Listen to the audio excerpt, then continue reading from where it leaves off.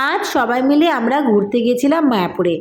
আর সেখানেই যে নতুন টেম্পলটা হচ্ছে সেখানে ঢোকার ইচ্ছে তো অনেক দিন ধরেই রয়েছে। আর সেখানে তো মন্দিরটা রেডি হওয়ার পর আদৌ সেটাতে ঢোকার আর কি সৌভাগ্য হবে কি না জানি না। তো ইচ্ছে যেহেতু রয়েছে, তো এখনও রেডি হয়নি, কনস্ট্রাকশনের কাজ চলছে।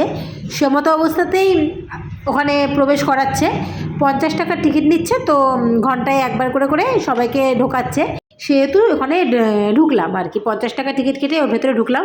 আর ভেতরটা এত ভালো লাগছে যে ভেতরে ঢোকার সৌভাগ্য হয়েছে সেই অনেক। এখন কিন্তু মন্দিরের ভেতরে ঠাকুরটা প্রতিষ্ঠিত হয়নি, তাই এখন এটা এখনও মন্দির হয়ে ওঠেনি, যেহেতু প্রতিষ্ঠা হয়নি ঠাকুর।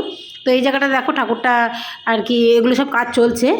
এই যে সুন্দর সুন্দর এই সমস্ত ওরা বলছিল, বর্ণনাও করে দিচ্ছিল যে কোথা থেকে আর কি ইন্ডিয়ার বাইরে থেকে, নানান কান্ট্রি থেকে এই স্টোনগুলো সব এসেছে।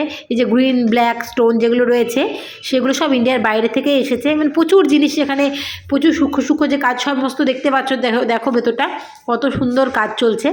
আর ভেতরে দেখো কত বাঁশ টাস বাঁধা, বুঝতেই পারছো যে কতদিন ধরে কাজ চলছে। 2010 সাল থেকে মন্দিরটা আর কি শুরু হওয়ার কথা ছিল, শুরু হয়েছে আর কি।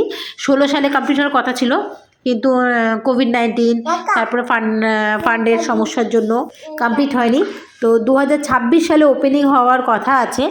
তো ওপেনিংয়ে তো নিশ্চয়ই আমি তো যেতে পারবোই না, আর ঢুকতে তো পারবোই না। আর সৌভাগ্য আদৌ হবে কি না তাও জানি না। এখানে মন্দিরটা কমপ্লিট হওয়ার পর ঢোকার সৌভাগ্য হবে কি না জানি না।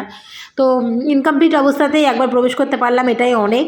তো ভীষণই সুন্দর লাগছে। আর উপর থেকে নিচের মানুষগুলো দেখো কত ছোট্ট ছোট্ট লাগছে। তো ভালো, বেশ ভালো লেগেছে। একটা দিন হই হুল্লোড় করে কাটালাম, বেশ মজার লেগেছে, আনন্দ লেগেছে। বাচ্চাগুলোও ভীষণ মজা পেয়েছে। ওখানে পার্কও আছে, এই যে পার্কে দেখো মেহুল মাহিত কি দোলনা চড়ছে, ওরা ভীষণ মজা পেয়েছে। আমরাও ভীষণ এনজয় করে একটা দিন কাটালাম। এভাবে মাঝে মাঝে এক একটা দিন মানে ডেলি লাইফের থেকে বাইরে গিয়ে, ডেলি লাইফস্টাইলের থেকে বাইরে গিয়ে এক একটা দিন কাটানো খুবই প্রয়োজন মানুষের। মানে ডেলি লাইফের একঘেয়েমি কাটানোর জন্য এক একটা দিন এমন খুবই প্রয়োজন।